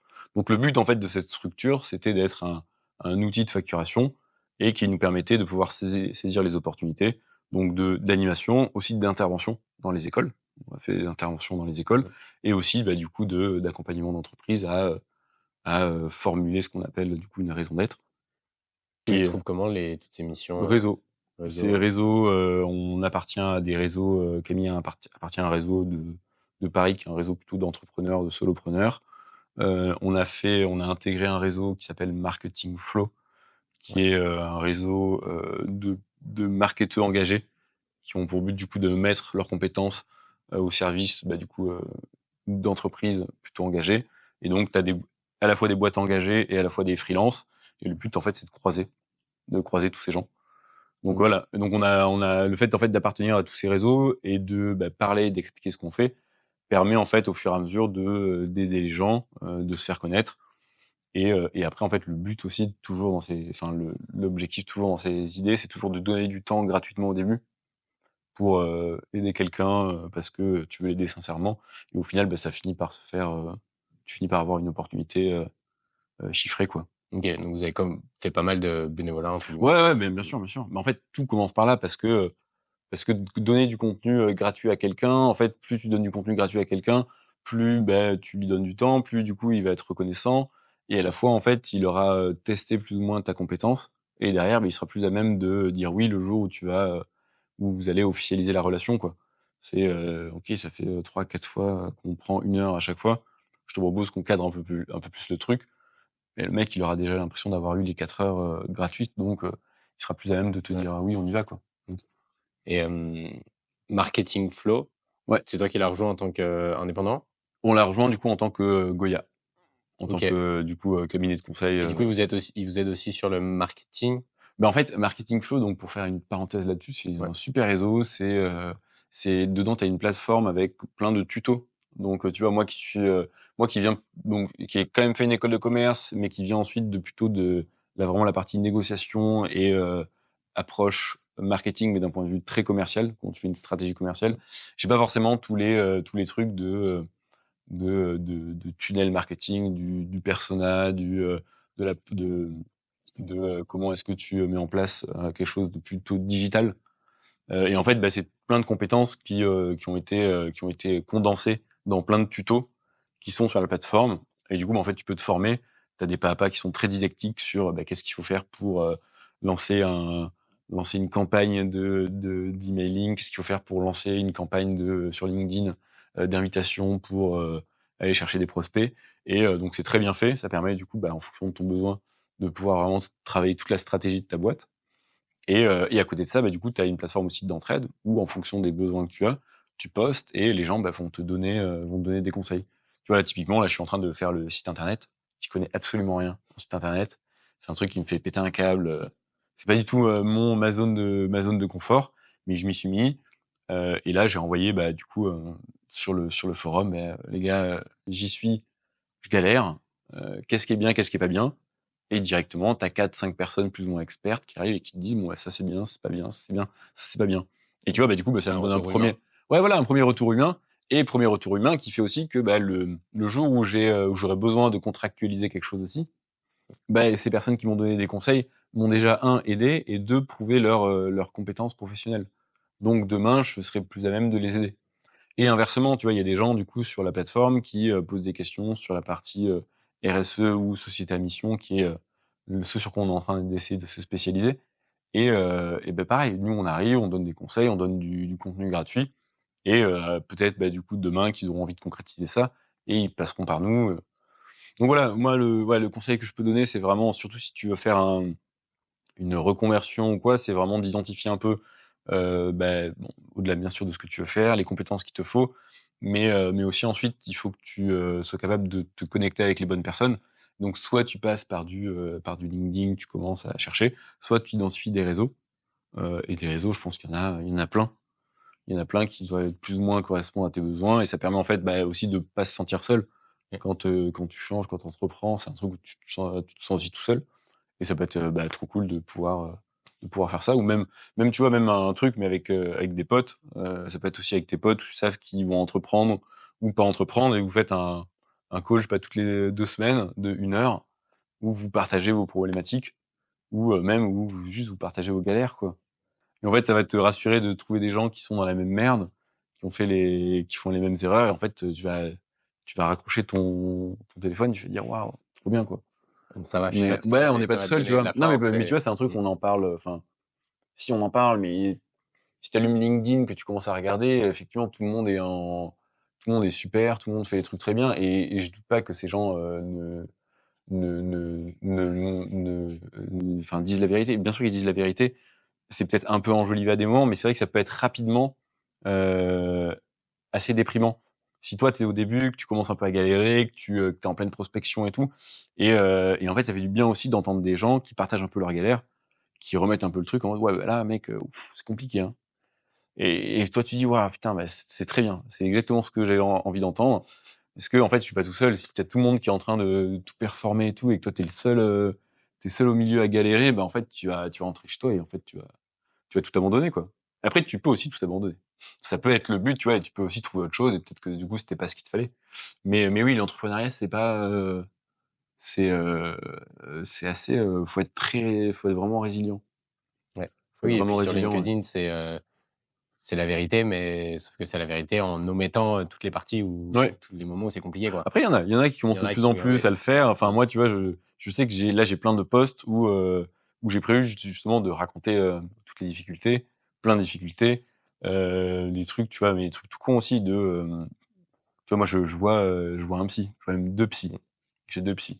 OK. J'en ai une qui m'aide dans, ma relation de couple, parce que, couple plus associé, Ouais. plus truc, bah, c'est un enfer, et si tu veux vraiment, vraiment bien gérer ton truc, bah, proactivement, on a voulu se faire accompagner. Et j'en ai une autre, psy, plus perso, avec lesquelles je parle de mes problématiques, de mes, et tu vois, c'est un truc, où, je pense que jamais à l'époque je serais allé voir un psy. Jamais à l'époque j'aurais, osé dire que je vois un psy. Mais maintenant en fait, bon, j'ai passé le pas, je vois le bien que ça me fait, sauf pour mon compte en banque, mais encore une fois, c'est de l'investissement, tu vois? Je sais que quand je sors de la séance, je sais que j'ai des nouvelles choses à faire et je sais qu'en fait, enfin, c'est de l'investissement sur moi-même que je fais. Et pareil, j'ai prévu d'en parler, tu vois? De poser pour, parce que je pense qu'on devrait tous aller voir un psy, ça devrait être la norme. On devrait tous avoir un safe place dans lequel tu peux, te confier et parler de tes problématiques et cetera. Et oui, et donc je pense qu'il est important aujourd'hui de reparler un peu des échecs, et même un peu même des vrais échecs. Parce on a un peu aussi ce truc de, aujourd'hui en fait, mais et après je peux aussi comprendre, mais on n'invitera jamais quelqu'un à parler de ses échecs s'il a pas eu un succès derrière. Tu vois? Parce que aussi on a envie d'avoir cette culture de, l'échec, c'est, l'échec permet d'avoir une victoire. Et ce qui est vrai, hein, et c'est trop bien. Mais c'est vrai que tu as jamais ce truc de, en fait, bah, voilà, le mec, il s'est planté là, il s'est planté là, puis voilà, bah, là, il s'est planté. Et tu vois? Mais en fait, Ouais. alors qu'en fait, c'est des histoires qui existent, tu vois? Et je pense que c'est aussi, ce serait peut-être aussi intéressant peut-être de les mettre en avant pour, bah, voilà, qu'il y ait des gens qui se rassurent de, bon, en fait, échec d'entrepreneuriat, ça a peut-être marché, ça a peut-être jamais marché. Et le mec est parti ensuite, faire autre chose, reprendre un taf, alimentaire, et le mec a retrouvé le bonheur, tu vois? Mmh. Oui, il y a pas que des Oui, il y a pas que des pas que trucs, des success stories. ouais. C'était Après, et du coup, le fait de retrouver le bonheur en soi est une success story. Donc tu vois, oui, effectivement, je pense qu'il faut quand même qu'il y ait une success story à la fin. oui, OK. Mais peut-être pas entrepreneuriale. Mais tu peux couper l'histoire au milieu, enfin, tu Ouais, peux aller voir des gens alors que la success oui, story est pas exactement, encore et pas arrivée, encore quoi. arrivé, ouais, exactement, exactement. Oui. C'était quoi vos galères, vous? Heu, J'imagine qu'il y en a eu plein, Heu, mais plein, bah, en fait, avec Goya, les avec Goya, bah, en fait, avec Goya, on est quand même sur un truc où, contrairement, tu vois, là où, Mollo, en fait, Mollo, il y a une plateforme, donc en fait, il y a un produit. Moi, je pense que j'ai été, formé pour, marketer du produit, pour vendre du produit, mmh, qu'il soit physique ou, que ce soit du rasoir ou une ou plateforme. exactement, ou une plateforme. En fait, j'ai un produit à vendre et j'ai les mécaniques de vendre ça, je le sais. Vendre du conseil, pour moi, c'est beaucoup plus compliqué. Et donc, bah, déjà, en fait, c'est de rentrer dans cette dimension et rentrer dans un autre secteur, ça a été vraiment assez compliqué, pour moi, à processer. OK, en fait, quand tu vends du conseil, tu vends de l'humain, tu vends une prestation, mais du coup, il faut des livrables pour assurer, et cetera. Donc rentrer dans cette démarche, ça a été compliqué. Hem, Travailler aussi en couple, c'est compliqué d'essayer du coup, de trouver le juste milieu entre la vision de l'un, la vision de l'autre. Apprendre aussi à dissocier, quand tu rentres le soir, bah, qu'il y ait pas le travail qui revient. Donc voilà, c'est des difficultés, tu vois, qui, qui je pense sont jamais résolues. Il faut, juste apprendre à avancer, et il faut, bah, toujours progresser sur des choses pour essayer de trouver le juste milieu. Bah, typiquement d'aller voir un psy à côté Ah pour bah, ouais, de t'aider, ouf. Ouais, c'est une des choses que tu as mises en place ouais, pour, ouais, bien sûr, et on voit et on a vu, plein d'aspects, positifs qui en sont sortis, mmh, tu vois? Donc ça, et ensuite quelle autre difficulté? Autre difficulté, ben là en ce moment du coup là en ce moment du coup on est en train de se spécialiser dans, dans l'accompagnement des entreprises à devenir société à mission. Donc c'est un genre de label, pour faire très simple, qui, engage les entreprises à inclure à l'intérieur de leur fiche de route des objectifs, environnementaux et sociaux. En gros, l'entreprise d'hier, elle a un seul objectif, c'est la performance économique. L'entreprise de demain, elle a 3 objectifs, c'est performance économique, tout en ayant, une performance entre guillemets «environnementale» et sociale. Et l'objectif en fait du coup de devenir une société à mission, c'est de repenser le business model de ton entreprise pour inclure à chacune des parties une dimension sociale, environnementale, quand c'est, faisable. ça veut dire que je reprends l'exemple des rasoirs, mais à la fin de ton année, tu regardes le nombre de rasoirs vendus et tu regardes, un objectif, écologique en rapport avec Beh, ça. typiquement, si tu prends l'exemple du rasoir, ça veut dire une entreprise qui vend des rasoirs, peut-être dans sa finalité, demain, dans un de ses objectifs, c'est d'arrêter de vendre des rasoirs, jetables, et de vendre que des rasoirs rechargeables. Et du coup, ça, c'est un des objectifs qui est du coup à moyen terme, et du coup, à l'intérieur de sa stratégie, l'entreprise va mettre en place des choses pour, déprioriser les rasoirs jetables, tout en accélérant le recrutement sur les rasoirs rechargeables, par exemple. Ok. Et du coup, en fait, ça permet d'insérer à l'intérieur de ton modèle de l'environnemental et du social, tout en l'insérant avec les mêmes objectifs qu'on a, enfin, avec une volonté un peu de performance. C'est-à-dire généralement, il faut que les objectifs soient chiffrés. Comme en fait, si aujourd'hui, tu as un objectif de faire, je sais pas, plus de 20% de chiffre d'affaires, ben, en fait, c'est d'avoir cette même logique de je me mets un objectif qui est mesurable. Parce qu'en fait, si je mets un objectif qui est mesurable, ça va m'obliger ensuite à mettre en place des actions. Et donc, ces actions, elles vont avoir un impact derrière. Et elles vont me permettre d'atteindre cet objectif. Ok. Et le but, en gros, donc là, on se spécialise là-dedans, dans les sociétés à mission. Et c'est un truc, en fait, qui est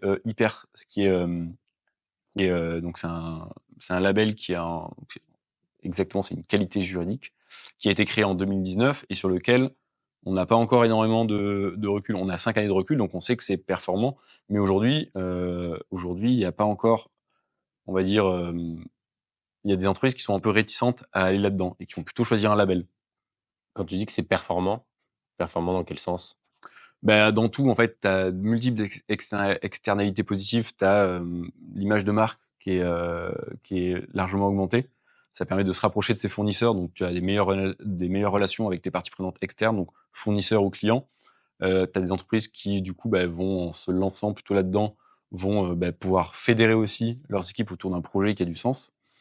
Et en fait, de manière très concrète, les entreprises sont soumises à des normes environnementales, donc, et aussi européennes, qui s'appellent la CSRD. Et en gros, les entreprises qui sont des entreprises donc à mission ont déjà, en fait, dans leur démarche, par structure, ont déjà mis en place les actions comme faire un bilan carbone, faire des ACV de ces produits, ont déjà, en fait, proactivement mis en place des démarches pour améliorer leur impact dans l'entreprise et donc anticipent déjà les normes qui viendront demain et qui seront en gros subies par les entreprises qui ne l'auront pas fait. Ok. Donc en fait, ça permet vraiment de développer un cadre. Mais comme c'est quelque chose qui est une spécificité française, comme c'est pas un label qui du coup peut être mis en avant par une entreprise qui va dire ça y est, je suis Bicorp. En gros, c'est quelque chose sur lequel certaines entreprises ont encore un peu de mal à voir du coup l'intérêt qu'elles y ont. Donc là, c'est pour ça qu'on est dans une phase où on crée du coup une communication pour faire de la pédagogie là-dessus, pour mettre en avant les externalités positives d'entreprises qui sont déjà à mission et qui nous disent c'est super pour telle et telle raison. Donc voilà, donc là on a un peu cet enjeu et on est un peu aussi dans la réflexion de est-ce que partir dans les sociétés à mission uniquement, c'est pas trop se spécialiser et est-ce qu'il faut pas aussi qu'on fasse un pas de recul à un moment et qu'on réouvre notre vision de ce qu'on veut offrir aux entreprises. Et pourquoi aujourd'hui une entreprise voudrait plus être société à mission que Bicorp? C'est un peu les... En fait, les entreprises, aujourd'hui, Bicorp va être plutôt une fiche, une grille d'action à faire, une grille d'analyse par rapport à d'autres entreprises du même secteur, quand l'entreprise à mission va avoir vraiment quelque chose de transformatif. Le but de l'entreprise à mission, c'est essayer de voir comment ton entreprise demain peut changer, voire même changer de business model, tout en gardant un peu sa raison d'être, donc sa boussole. Alors que Bicorp, c'est est-ce que vous avez, je caricature, mais est-ce que vous avez des poubelles de tri chez vous? Oui, vous gagnez 5 points. Tu vois, et en gros, Bicorp, à la fin, te donne un score et permet de te comparer par rapport à d'autres entreprises du même secteur. Là où l'entreprise à mission va te permettre vraiment d'affirmer ta singularité et de développer un plan d'action qui est vraiment propre à toi, ton entreprise. Et en gros, qui va permettre de te mettre en place, du coup, ensuite des éléments qui vont te faire que tu vas te transformer, que tu vas changer de business model, que tu vas peut-être arrêter un certain produit parce que ce produit n'est pas éco-responsable ou pas dans l'ADN de ton entreprise. Et en fait, à chaque fois que tu vas prendre une décision pour l'entreprise, en fait, tu vas te rapporter à ce que tu as inscrit dans tes statuts, parce qu'il faut inscrire du coup ta raison d'être dans les statuts. Et en fait, tu modifies ta mission, ta ouais, vision. exactement. Et en fait, à chaque fois, tu te rattaches à ça et en gros, tu dis, en fait, est-ce que ce truc vient ou pas à l'encontre de ma mission? Donc, ça permet en fait de dire, et ça peut être aussi un moyen pour un patron d'entreprise demain de s'assurer que l'entreprise qu'il a créée ne change pas et reste la même ou avec le même objectif.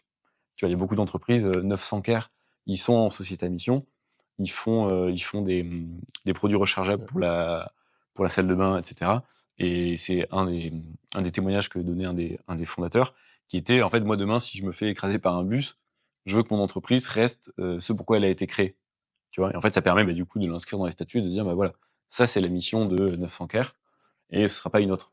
Et s'il y a une action qui va à l'encontre de ça, en fait, on aura inscrit dans vos statuts que, en fait, ça, c'est notre mission, on peut pas, ça va à l'encontre de la mission, donc on le fera pas. OK. Et aujourd'hui, une entreprise n'a pas forcément ses missions inscrites dans les statuts? Non, aujourd'hui, les entreprises, un statut, c'est une SAS et c'est tout, tu vois? Tu une OK, SAS ou donc tu une vas SARL. vraiment dans Et donc, le le but, voilà, c'est de dire, voilà, l'entreprise, le but de cette entreprise, sa mission, c'est de mmh, faire ça, ça, ça et ça. Donc, tu inscris dedans une raison d'être.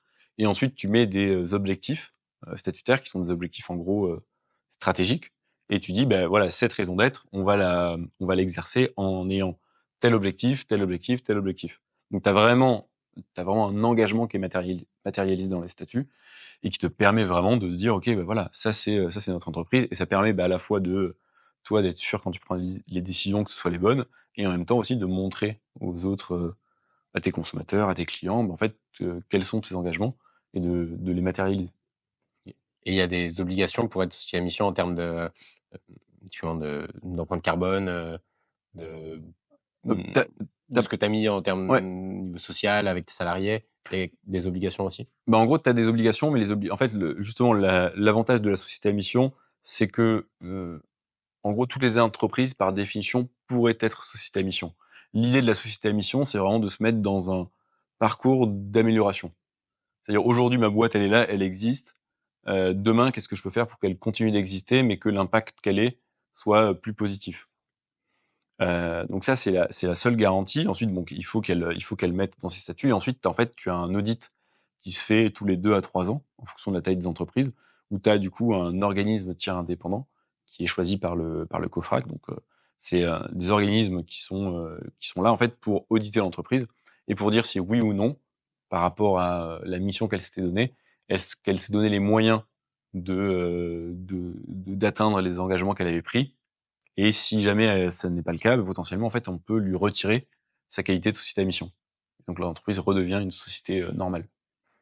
Donc en gros, tu as un cadre et le but, en fait, c'est de se dire qu'est-ce qui permet. En gros, c'est les entreprises ont la liberté de choisir leur modèle d'amélioration, mais il y a quand même du coup des organismes qui viennent auditer pour s'assurer que ça a été fait dans les bonnes conditions. OK. Donc c'est quand même cadré, mais Ah oui, oui, oui. donc faut être les gens qui viennent c'est que les sociétés à mission qui sont auditées? Ouais, exactement, exactement. C'est un audit qui est propre aux sociétés à mission. Et qui doit se faire du coup tous les 2 ans. En plus de ça, en fait, tu as un autre en fait, pour devenir société à mission, il faut également que tu aies, un un orga un l'objectif, c'est aussi de toucher la gouvernance de l'entreprise et d'essayer du coup de créer un organisme qui s'appelle du coup le comité de mission, qui va être constitué à la fois d'employés et à la fois de personnalités externes et qui va s'assurer aussi, lui, en se retrouvant régulièrement, que la mission est dans la bonne direction, en gros.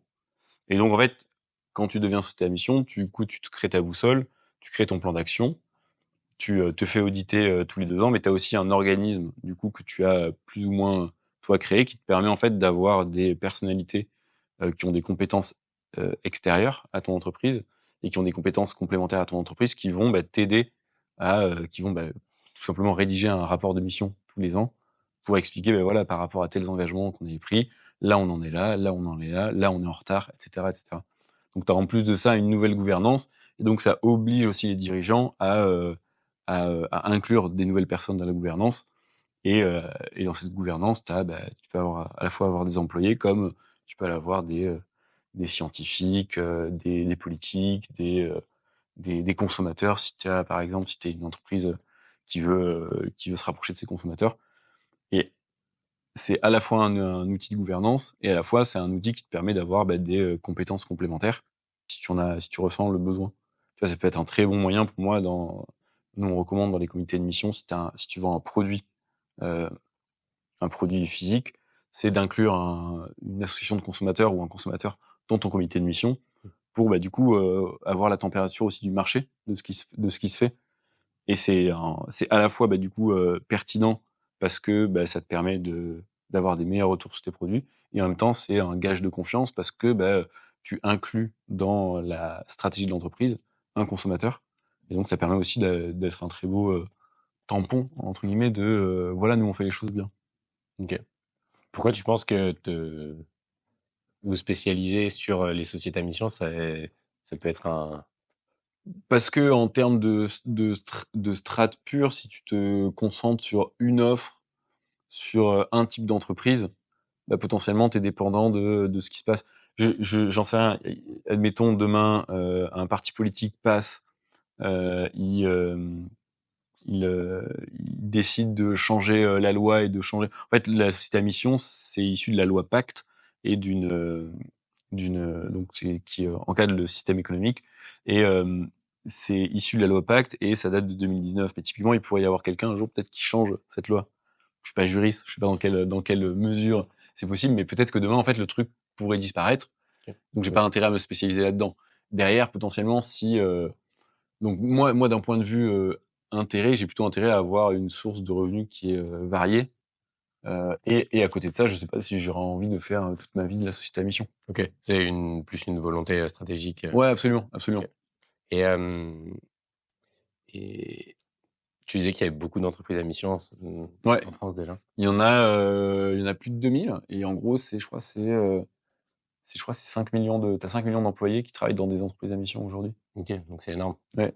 Et toutes les entreprises peuvent être entreprises à mission. Ouais, exactement. T'en as de toute taille, t'en as des toutes petites. Aujourd'hui, je crois, un tiers des entreprises qui se créent en tant que société à mission. T'as vraiment cet engagement où les mecs se disent, dès le début, je veux matérialiser mon engagement. Et donc, je vais le faire en devenant société à mission. T'as à la fois des petites entreprises. Donc, tu vois, enfin, t'as des startups qui sont de 10 personnes qui sont société à mission, comme t'as des très grosses entreprises qui sont société à mission. Je crois que Bell est en train de devenir société à mission. Donc, c'est le groupe qui est Babybel ou la vache qui rit. Donc, t'as à la fois des très petites boîtes, des grosses boîtes. Donc, voilà, le mouvement est en train de se mettre en place. Et tu peux avoir des sociétés à mission qui, au final, ont quand même des impacts assez négatifs. C'est sûr que si un jour t'as Total qui devient société à mission, ça fait un peu foutage de gueule, quoi. Après, c'est toujours la même logique. Le but, c'est qu'est-ce qu'il y a derrière, en fait? En fait, la société à mission, c'est un outil. N'importe quelle entreprise pourrait s'en emparer et en faire, entre guillemets, n'importe quoi. C'est pour ça qu'il y a des audits, c'est pour ça qu'il y a des organismes de tiers indépendants qui contrôlent. Mais en soi, c'est un super outil. N'importe qui pourrait le prendre et en faire mauvais usage. Maintenant, les entreprises qui aujourd'hui se tournent vers la qualité de société à mission sont des entreprises dont le dirigeant quand même a envie d'insuffler et que la volonté de faire le bien, entre guillemets, se déverse dans son entreprise. Ça part quand même d'un bon sentiment, tu vois. Je pense pas que Total aurait intérêt à devenir société à mission, tu vois. D'accord. C'est qu'à la base, il y a quand même une envie Ouais, bien sûr. Une envie de s'améliorer, une envie d'être sur le long terme aussi. Ouais, c'est ça, en fait, ça permet d'inscrire vraiment la vision sur le long terme et de te dire, en fait, dès aujourd'hui, je prends en considération le contexte économique, environnemental et social qui change. Aujourd'hui, mon entreprise fait partie du tissu économique, mais a des répercussions sociales et environnementales. Qu'est-ce que je peux faire pour me diriger, faire partie de la solution et diminuer mes impacts en faisant de la RSE, mais aussi améliorer mon impact en transformant mon business model, en allant plus loin sur telle ou telle chose, et faire que, en fait, ton entreprise, tu gardes un cap, tu gardes une boussole, mais du coup, tu vas t'améliorer chaque année un peu plus en ayant identifié des aspects stratégiques et pour vraiment aller de l'avant et aller sur quelque chose de positif. Et aujourd'hui, c'est compliqué de trouver des entreprises pour les faire passer en entreprise à mission. C'est un peu une difficulté, ouais. C'est un peu une difficulté parce que alors t'en as aujourd'hui, t'as la communauté des entreprises à mission qui est une association qui du coup fait la promotion du mouvement. Mais aujourd'hui, en fait, t'as des entreprises qui veulent peut-être partir sur le label B Corp, plutôt partir sur des labels ou partir sur de l'agrément ESUS, donc plutôt sur de l'ESS. C'est quoi la différence entre un label et la qualité juridique? Un label, en fait, c'est donné par un organisme privé, quand la qualité juridique, c'est vraiment dans le droit français. Okay. Donc aujourd'hui, en fait, les entreprises, elles sont un peu à la recherche de tout. En fait, ça dépend quels sont leurs besoins. si elles ont un besoin de se donner un élément de comparaison par rapport à une entreprise concurrente sur leur côté RSE, bah, effectivement, un B Corp va être un peu mieux, va être plus intéressant. Mais en fait, c'est là où moi, je considère vraiment la société à mission comme un chapeau un peu stratégique. En fait, c'est de la stratégie d'entreprise. C'est comment est-ce que tu insères dans ton entreprise des objectifs environnementaux et des objectifs sociaux. Typiquement, une entreprise qui est société à mission peut avoir comme objectif de devenir B Corp.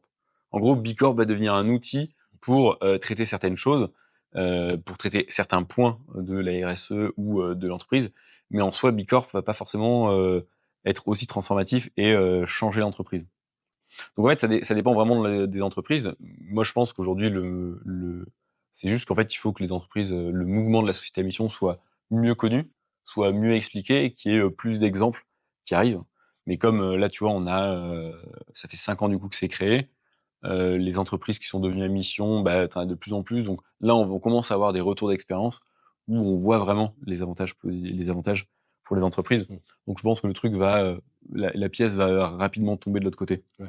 Le Est-ce but, en que fait, comme c'est un label enfin, comme c'est pas un label et une Ouais. qualité juridique, peut-être aussi moins de communication autour, parce qu'un bah, label c'est ça en fait. va communiquer, un label va Exactement. parler de Bah, en ça. fait, et donc c'est là où c'est le job de la communauté des entreprises à mission. C'est pour ça qu'ils ont des ambassadeurs, etc., etc.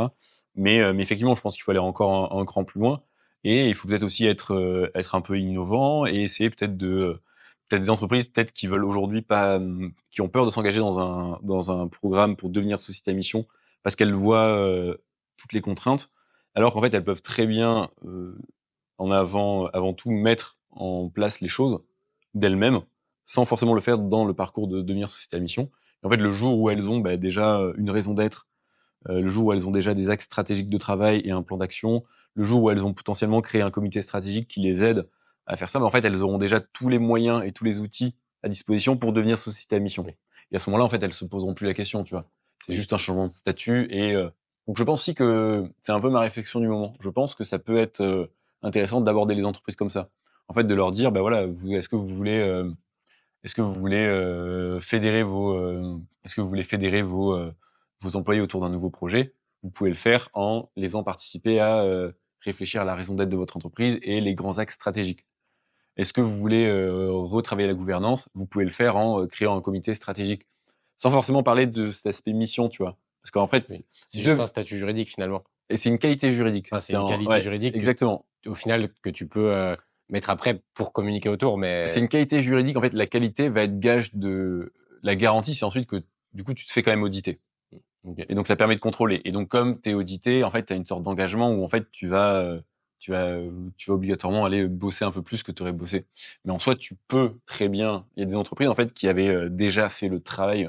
Tu as une entreprise comme Redman, qui est une entreprise, c'est un promoteur immobilier. Et en fait, en 2016, les cofondateurs ont eu envie de remettre du sens dans leur entreprise. Et donc, ils ont réuni tous les collaborateurs pour réfléchir à comment faire le bien, comment l'entreprise pouvait améliorer son impact, comment est-ce que les collaborateurs pouvaient aller de l'avant et potentiellement dire non à certains marchés, parce que c'était des marchés qui étaient du coup jugés anti-écolo ou antisociaux. Et en fait, ils ont fait tout ce travail, et le jour où la société à mission, et donc ils ont commencé à avoir vachement de choses bénéfiques, et en fait, le jour, 3 ans plus tard, où l'État a mis en place cette histoire de société à mission, ils se sont dit, mais en fait, on a déjà quasiment tout fait. Donc en fait, c'est naturel pour nous d'y aller, et ils y sont allés, tu vois. Donc en fait, je pense aussi que inviter les entreprises à commencer à travailler sur des éléments travailler là une gouvernance différente, travailler sur se créer une boussole, c'est-à-dire une raison d'être, quel est le why de l'entreprise, quels sont les axes stratégiques, travailler vraiment comment est-ce que tu opérationnalises ta boussole, qui sont en fait de la strat, hein. C'est de la strat, mais du coup de la strat qui doit être orientée environnement et social. Je pense que aborder certaines entreprises comme ça permettrait de leur mettre le pied à l'étrier plus facilement, sans avoir sans qu'elles se sentent, sans qu'elles voient en fait les contraintes de la société à mission.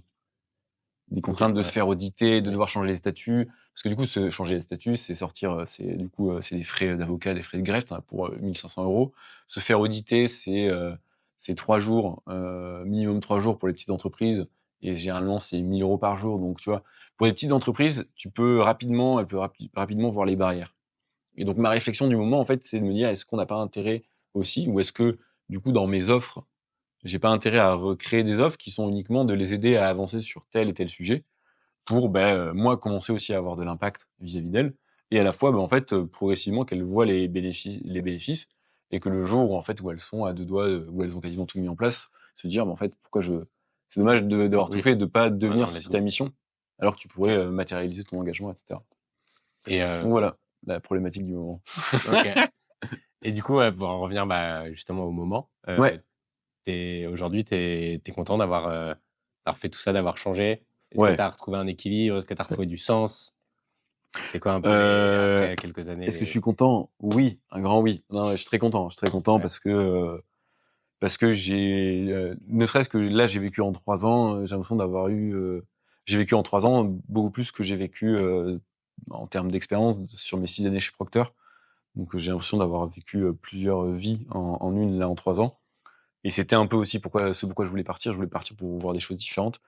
Je suis très content parce qu'effectivement, je me sens plus utile, je suis plus en adéquation avec moi-même.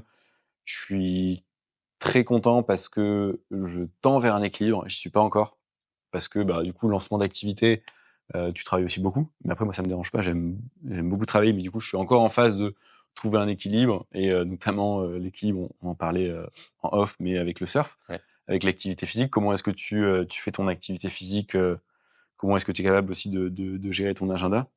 Comment tu fais en sorte, en fait, de pouvoir être opérationnel quand tu taffes, Ouais, d'être absolument. efficace, Ouais, absolument. Donc c'est et un du peu, coup voilà. d'avoir l'équilibre physique, mental. Donc voilà, c'est un peu toute cette phase, mais qui est, je pense, qui est un peu la quête d'une vie, et en même temps, je suis aussi dans ce truc où j'aime m'intéresser à plein de choses, et donc j'ai toujours un peu été habitué à pas forcément avoir un équilibre, et ça me va, tu vois? Là, je sais qu'effectivement, le but, c'est d'avoir un équilibre un peu plus rangé pour que l'activité se lance, mais c'est un sentiment, moi, qui me plaît, qui me donne, en fait, aussi ce truc un peu de liberté. OK, j'ai quand même encore cette liberté, de faire, ce que je veux, et mais non, mais en fait, la région, enfin, là, on voit pas, mais d'habitude, donc j'ai crevé, mais j'ai mon vélo électrique, Mmh. donc nous, j'habite à 20 minutes en vélo. Tous les matins, je vais en vélo. Tous les soirs, je rentre en vélo. C'est tout con, mais en fait, ça me fait ma balade, ça me fait mon sport. Tu dans la nature. Je suis dans la nature. Ici, il y a des pistes cyclables partout, donc tu es tout le temps dehors. Donc non, non, c'est trop bien, je regrette pas du tout. Il y a encore plein de trucs à faire, mais Et tu es content de l'impact que tu as? ouais, ouais, ouais, parce qu'en Tu te dis même pas: «Je faut que je fasse plus» ou on a toujours un peu ce truc de ouais, faire plus, et après ça, c'est voilà, ça, c'est un peu le truc aussi c'est un peu les discussions que j'ai avec mes psys. C'est un peu, voilà, essayer de trouver aussi le juste milieu entre, quand tu te lances dans un projet, entre guillemets «écologique» ou social, tu as un peu cette envie, ou cette chose qui te dit que, bon, tu aurais tort de penser que tu peux sauver le monde. Tu peux pas sauver le monde. En fait, l'idée, c'est de faire sa part, et c'est d'accepter que ce que tu fais, c'est, déjà suffisant pour pas, en fait, tomber. Sinon, en fait, tu tomberas, tu seras jamais content, tu seras toujours insatisfait. Si tu es insatisfait, tu es pas heureux. Si tu es pas heureux, tu es pas efficace, et en fait, tu rentres dans un cercle vicieux. Donc le but, c'est d'arriver à trouver un peu son juste milieu, et se dire: voilà, demain, là, ce que j'ai fait aujourd'hui, c'est assez, c'est suffisant, et demain, j'essaierai de faire mieux, et si je fais pas mieux, c'est pas grave», tu vois? Mais non, non, non, non, c'est trop bien, et non, je le vois, l'impact, je le vois aussi, c'est tout con, mais on en parlait, ça nous arrive aussi de faire des interventions dans les écoles, dans des ouais. écoles de commerce ou autres, en fait, là, on voit aussi l'impact, et c'est un truc où, je sais que quand je suis parti de chez Procter, je m'étais fait une liste de, 7 métiers que j'ai absolument envie de faire dans ma vie, et le fait d'être prof en faisait partie, et c'est vrai qu'en fait, je trouve ça hyper intéressant parce que ça permet de toujours être connecté avec les nouvelles générations. Heu, donc des gens, donc moi, ça me permet d'être connecté, ça me permet de continuer à, essayer d'avoir un impact. En fait, je me dis un l'impact sur un étudiant sera beaucoup plus grand que l'impact sur quelqu'un qui a plus ou moins déjà avancé, parce qu'en fait, lui, potentiellement, peut changer sa carrière, peut potentiellement, changer de choses, changer de voie, et donc avoir un impact encore plus grand. Et à côté de ça, moi, j'aime bien donner des cours, j'aime bien faire un truc assez dynamique, et en même temps, je suis sorti des bancs d'école il y a pas si longtemps que ça. Bon, c'est quand même quasiment 10 ans, tu vois? Mmh. mais je sais ce que j'aimais pas dans les cours. Oui. Et je sais ce que j'aimais bien. Et donc, ça me permet aussi de pouvoir essayer de faire un cours un peu différent, un peu dynamique. Et au vu des premiers retours, tu vois, que j'ai, les étudiants sont contents, tu vois. Donc, rien que ça, tu vois, j'ai de l'impact. Et donc, ça me T'as suffit de pas, mais l'impact. Et en non. plus, au niveau perso, tu fais quelque chose de nouveau, Et voilà. ça te sort de ta zone de Exactement, confort. exactement. C'est Donc, ouais, non, bilan de tout ça, ouais, non, très content, très satisfait. trop bien. C'est quoi le prochain métier que t'as pas encore fait que Waouh, j'aimerais. Alors j'en ai d'autres, je dirais pas tous, mais il y en a. En fait, il y en a un que j'aimerais bien faire. J'aime bien cuisiner. J'adore ça. Euh, j'ai vachement végétalisé mon alimentation là depuis 4 ans, et je trouve que j'ai toujours bien aimé cuisiner. Je trouve que quand tu végétalises ton alimentation, si tu veux que ce soit bon, t'es obligé d'être plus créatif, t'es obligé de sortir un peu de cette zone de confort. Donc voilà, il y a un peu tout ce truc de j'aime bien la restauration. J'ai jamais eu la chance d'y bosser. Et j'aimerais bosser dedans. Et je sais pas encore sous quelle forme. Je sais pas si c'est juste, aller faire une saison, un jour, travailler dans un resto, en tant que commis, ou si c'est, travailler ne serait-ce que, tu vois, faire des extras dans je sais pas. Mais, le restaurant, en tant que lieu de vie, lieu de rencontre, lieu où il se passe des choses et qui, du coup, traite de l'alimentation, et donc il y a aussi un impact, carbone, du coup, dans notre voilà, je trouve que c'est un lieu dans lequel j'ai envie un jour d'y faire, de prendre un autre rôle que le rôle de celui qui vient, qui s'assoit, qui mange. trop bien. Donc je sais pas quand, mais La prochaine fois, on fera un repas au lieu d'une session de surf. avec plaisir, ouais, avec plaisir, ouais. Trop bien. Merci beaucoup. Merci Peut-être à toi, merci à vous. Pour finir, tu as un réseau énorme, de ce que j'ai compris, notamment dans l'impact. Qui est-ce que tu penses qu'on devrait aller rencontrer? Personne Waouh. qui a beaucoup de conviction, qui est passé à l'action. Une personne qui me vient naturellement, et alors il est à Biarritz, je sais pas si vous pouvez le voir, c'est Pierre Guilbeault. De Marketing Flow? Ouais, de Marketing Flow. OK. Lui, je trouve qu'il est, voilà, il est très inspirant dans ce qu'il fait. Il s'est fait, il documente vraiment tout ce qu'il fait, et je trouve que ce qu'il a fait avec Marketing Flow est super. Et peut-être un autre qui est aussi, c'est Théo Guillemin, qui lui travaille pour Beyond Growth. Donc c'est pareil, c'est du gros, c'est du market, mais voilà, il a commencé dans chez Capgemini ou des trucs comme ça, donc gros cabinet de conseil, 440 et tout. Ensuite, je crois dans son histoire, il a fait un peu de dropshipping, tu vois, il se cherchait un peu, et au final, il s'est dit, waouh, mais en fait, j'ai envie d'avoir plus de sens. Et là, aujourd'hui, il travaille principalement, il aide les assos et les ONG, principalement, à, du coup, développer leur stratégie pour que les assos et les ONG aient aussi les mêmes, entre guillemets, moyens que les boîtes. Et voilà, et tu vois, c'est un mec que j'ai jamais rencontré en vrai. Pour le coup, Pierre, je l'ai rencontré en vrai. Théo, je l'ai jamais rencontré en vrai. Mais il a toujours été à l'écoute quand je lui demandais quelque chose. On s'est fait des visios, il me donnait du feedback sur des trucs. Et je trouvais ça vraiment super. Et ça rejoint un peu ce qu'on se disait au début de l'importance d'envoyer des messages aux gens. S'ils répondent pas, c'est pas grave. Et s'ils répondent, tant mieux. Et tu crées un moment. Et un jour, je crois qu'il est à Valence. Il y a pas de surf à Valence, mais un jour il est à Valence, et je sais que un jour j'irai sûrement à Valence et je le croiserai. Et voilà, on se rencontrera. Trop bien. Merci beaucoup. Merci à vous. Et puis bon courage pour la suite. Merci. Et vous aussi, bon voyage. Merci.